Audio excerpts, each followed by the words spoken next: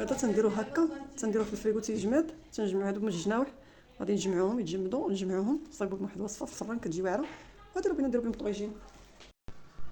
السلام عليكم ورحمه الله وبركاته. اليوم ان شاء الله غنشارك معكم طريقه تقطيع الدجاج للمبتدئين، فخليكم معنا وتابعوا الفيديو.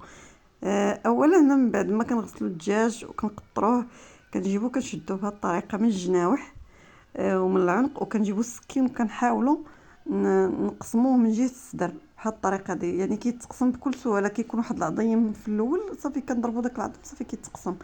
كنحلوا الدجاجه على هذا الشكل كما كتشوفوا في الفيديو في الصوره.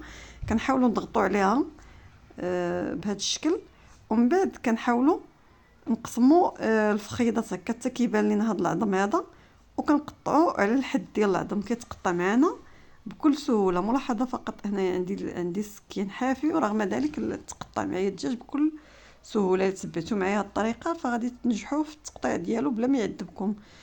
كان نفس الطريقه كنديروا الفخذ الاخر، كنطويوه ومن بعد كنقطعوه على حد المفصل. كذلك الجنيوحات كنجيو لنا هذا الشريط الدهني اولا هذا الخط ديال الشحم، وكنحاولوا نتبعوه هكا بالسكين وكنقطعوه كيتقطع بكل سهوله.